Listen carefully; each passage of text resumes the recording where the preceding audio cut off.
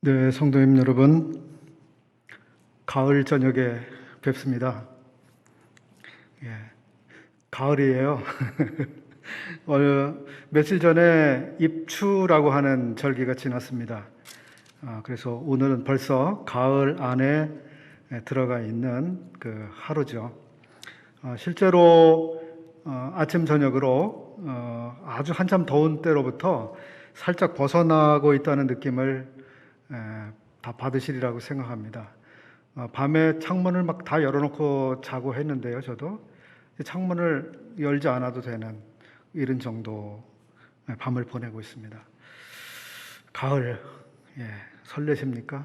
부담스러우십니까? 예. 오늘 저녁부터 우리는 이제 히브리서라고 하는 새로운 성경 공부를 시작하려고 합니다. 히브리서가 어디에 있는지 다 그 성도님들이 아시죠? 예, 어떤 분들은 히브리서가 어디 있지 이런 분이 혹 계실는지 모르지만 많이 저희들이 펴서 공부해온 그런 성경은 아닌 것 같습니다. 새롭게 주님이 기회를 주셔서 히브리서를 공부하는 기회를 주셨습니다. 오늘은 그 히브리서 성경 공부의 첫 시간으로 전체를 개관해 드리는 이런 시간입니다. 히브리서 전체에 대한 조망을 하는 시간. 제목을 이렇게 붙여봤습니다. 종교로 돌아가지 말라 이렇게 정했습니다. 모든 성경에는 그 책마다 기록하신 특별한 목적이 있습니다. 그렇죠. 창세기는 창세기로서 하나님이 주신 목적이 있죠. 모든 것들의 기원과 시작을 다 이제 알려주시기 위해서 특별히 그 책이 기록되었다는 것을 우리가 알고 있습니다. 요한복음은 그것을 기록한 사도를 통해서 요한복음이 왜 기록되었는지 직접 말씀해주고 있습니다. 20장 31절에 이렇게 말씀하고 계십니다. 이것을 기록하면 너희로 예수께서 하나님의 아들 그리스도이심을 믿게 하려 합니다. 또 너희로 믿고 그 이름을 힘입어 생명을 얻게 하려 함이라고 기록 목적을 밝히고 있습니다. 또 그런가 하면 요한 1서는 그 기록 목적에 대해서 또 밝히고 있는데 우리가 이것을 쓰면 우리의 기쁨이 충만하게 하려 함이라 내가 하나님의 아들을 믿는 너희에게 이것을 쓴 것은 너희로 하여금 너희에게 영생이 있음을 알게 하려 함이라 하고 밝히고 있습니다. 그런가 하면 사도 요한이 기록한 또 다른 책이 있죠. 계시록인데요. 계시록의 기록 그 목적에 대해서 우리는 이와 같은 구절들을 찾아볼 수 있습니다. 이는 하나님이 그에게 주사 반드시 속히 될 일을 그 종들에게 보이시려고 기록했다고 하는 것입니다. 반드시 속히 될 일을 그 종들에게 보이시려고 하나님께서 행하실 일을 미리 보여주시는데요. 아브라함에게 소돔을 심판하시기 전에 그 심판하실 것이라고 하는 것을 말씀하셨죠. 그리고 아브라함은 하나님의 벗이라고 일컬어졌던 사람이었습니다. 요한 사도를 통해서 반드시 속히 될 일을 종들에게 보이신다고 하는 것은 그만큼 성도들을 하나님께서 친밀하게 여기고 계시고 친구로 여기고 계시다고 하는 것을 알 수 있습니다. 그래서 하나님의 계획을 미리 보여주고 계시는 거죠. 이 예언의 말씀을 읽는 자와 듣는 자들과 그 가운데 기록한 것을 지키는 자들이 복이 있나니 나 예수는 교회들을 위하여 내 사자를 보내어 이것들을 너희에게 증거하게 하였노라. 요한계시록이 믿지 않는 사람들이 자기의 종말을 생각해 보면서 정말 하나님을 믿어야 되겠다, 찾아야 되겠다라고 하는 마음의 각성을 일으키는 일에 많이 사용이 되어 온 것이 사실입니다. 그럼에도 불구하고 계시록이 주어진 주 대상은 교회라고 하는 사실을 우리가 생각해 볼 수 있습니다. 교회를 위하여 이것을 너희에게 증거하게 하였다.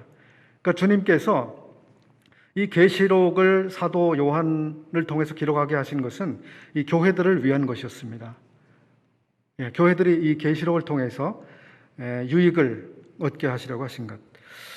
사도 바울은 믿음의 아들인 그리고 에베소 교회에서 사역을 하고 있었던 하나님의 사람 디모데에게 편지를 보냈습니다. 디모데 전서를 읽게 되면 왜 사도 바울이 디모데에게 그 편지를 쓰고 있는지 알 수 있습니다. 말씀드린 것처럼 디모데는 사역자였습니다. 그래서 사역에 대한 지침을 그가 알 필요가 있었고, 또 하나는 사역자로서 그가 어떤 사람이 돼야 하는가에 대한 사역자로서의 영성, 그리고 인격, 그리고 영성, 이런 것들에 있어서 다시 한번 그를 일깨워줄 필요를 생각하면서 디모데전서를 쓴 것임을 우리가 알 수 있습니다. 이렇게 말씀하고 있습니다. 디모데전서 1장 4절과 5절인데요.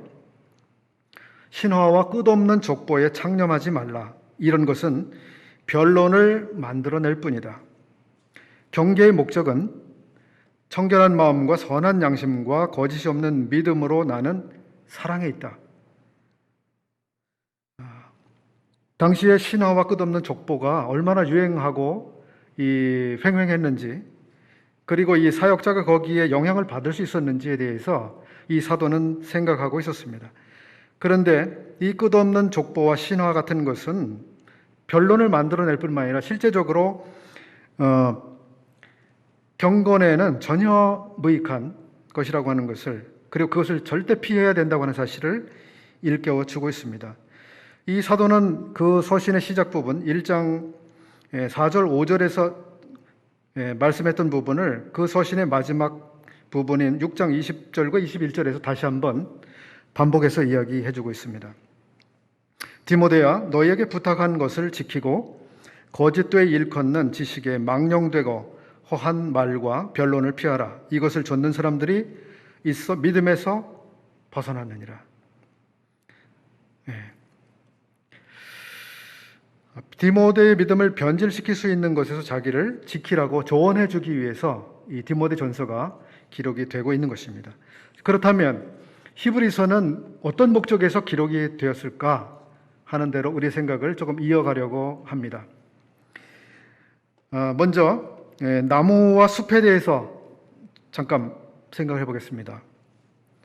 나무와 숲. 히브리서 전체를 통해서 하나님이 우리에게 하시고자 하시는 메인 메시지가 무엇인가? 이것을 우리가 반드시 알고 이제 가야 하는 것이죠. 여기 산이 있다고 가정해 보겠습니다. 이 앞쪽에 거대한 산이 있다고 한번 그림을 그려보시기 바랍니다. 이 산이 있는데 거기에 어떤 등산로를 선택해서 등산을 시작합니다. 그럼 등산을 시작하면서 우리가 산을 올라가면서 여기에 계곡이 있네, 여기에 이러이러한 참나무도 있고 벚나무도 있고 무슨 나무도 있네, 여기에는 이런 식물이 자라고 있네, 이런 꽃이 피고 있네, 이 꽃은 이런 향기가 있네, 매우 탐스럽고 향기로워, 너무 좋아. 자, 이런 것들 우리가 경험하고 파악할 수 있겠죠. 그래서 이 산에는 이런 것들이 자라고 있고 이런 좋은 것들이 있고 이런 특징이 있어 라고 우리가 파악을 해볼 수 있겠죠. 자, 그러면서도 우리가 늘 관심을 가져야 되는 것은 산 전체에 대한 그림입니다. 자, 앞에 지금 그려보셨던 산, 이 산의 대략 높이가 얼마인지 여러분 어떤 산을 상상하셨습니까? 도봉산, 수락산, 북한산, 지리산, 에베레스트 8,864라고 하던가요? 어떤 산을 생각해 보셨습니까? 자, 이 산의 높이가 대략 어느 정도인지, 그리고 이 산은 동서간으로 형성되어 있는지 아니면 남북간으로 형성되어 있는 산인지, 이 산으로 인해서 그 근방 지역에 미치는 기후의 영향은 무엇인지, 그 산 때문에 어떤 그 온도의 특징이나 강우의 특징을 나타내게 되는지 우리 생각해 볼 수 있죠. 또 이 산이 있기 때문에 강물은 지금 이렇게 흘러내려오다가 갑자기 이렇게 굽어서 내려가게 되는 이런 전체적인 지형을 만들고 있다든지 이런 걸 생각해 볼 수 있겠지요. 또 이 산으로 인해서 농지와 평야는 주로 이쪽으로 형성되고 있는지 아니면 저 앞쪽으로 넓게 형성되고 있는지 우리가 이제 그림을 그려볼 수 있지요. 자, 이 산이 이제 앞에 있기 때문에 고속도로는 지금 이쪽 방향으로 나는지 이쪽 방향으로 나고 있는지 이런 것도 생각해 볼 수가 있습니다. 이런 것들은 우리의 삶에 다 영향을 미치는 요인들이 되고 있는 거죠. 자, 그럼 구체적인 그림을 하나 조금 더 생각해 보겠습니다. 자, 설악산을 한번 생각해 보시죠. 올여름에 설악산 가보신 분들 계신지요? 올라갈 때마다 너무 좋은 산이라는 것을 경험하게 되는데요. 자, 설악산이라고 하는 그 산의 특징으로 인해서 우리는 우리나라 중부지방이 영동과 영서로 딱 나눠지는 여러 분기점과 기준점을 형성하고 있는 것을 알 수 있습니다. 그리고 그 설악산이라고 하는 거대한 산을 통해서 기후적으로 온도의 차이가 발생하고 기후의 특징을 가지고 있습니다. 그렇죠. 영동과 영서에 바람이 어떻게 불고 어디에는 갑자기 소나기가 내리는 이런 기후의 특징을 보이고요. 그리고 어느 지역은 습도가 매우 높아지고 어느 지역은 겨울만 되면 눈이 아주 어마어마하게 많이 누리는 기후의 특징을 가지게 됩니다. 그 산이 존재함으로 인해서 그런 결과들을 만들어내는데 이런 것들이 결국은 이런 지형과 환경을 만들어낼 뿐만 아니라 사람들의 사투리도 좀 다르게 만들어요. 그죠? 영동지방과 영서지방의 사투리가 좀 다르죠. 예. 강릉 사람의 말투와 춘천 사람의 말투가 다른 것이죠. 또는 이쪽 사람과 저쪽 사람이 즐겨 먹는 음식도 다르고 정선 아리랑과 강릉 지역에서 부르는 아리랑 노래도 다릅니다. 그리고 그 지역의 장례 문화라든지 결혼 문화도 달라집니다. 그리고 많이 심는 농작물도 달라요. 우리 지역에 가까운 산을 한번 생각해 봅시다. 여기 이제 북한산이 있어요. 북한산은 여러 지역을 이렇게 접하고 있죠. 가장 가까운 데 도봉구, 강북구, 은평구, 양주시, 의정부시 여러 시군에 걸쳐 있는 그 큰 산입니다. 자, 이 산이 존재하고 있는 그 영향력을 한번 생각을 해볼까요? 이 산은 서울을 감싸 안고 있는 특징을 가지고 있습니다. 자, 이 산이라고 하는 이 어마어마한 큰 규모의 산으로 인해서 서울이라고 하는 천만이 넘죠. 천만이 넘는 서울 인구에 필요한 산소가 거기서 다 만들어집니다. 이 산이 없었다고 생각해 보십시오. 아마 산소 부족 현상으로 사람들이 대낮에도 저녁에도 좀 산소 숨이 좀 헐떡거리시는 그런 결과가 올지도 모르겠습니다. 그래서 그 산이 있음으로 인해서 많은 사람들이 훨씬 더 좋은 공기와 쾌적한 환경에서 살아가게 됩니다. 그런가 하면 이 북한산이 서울을 감싸안은 것처럼 포근하게 감싸안은 것 같은 이 지형을 형성하고 있기 때문에 이 조선시대의 왕조를 운영했던 왕권은 이 한양을 도읍으로 정했습니다. 이 북한산이 없었으면 한양이 도읍이 되지 않았을 거예요. 왜냐하면 군사적 여러 환경에 의해서 수도로 정해지지 않았을 거예요.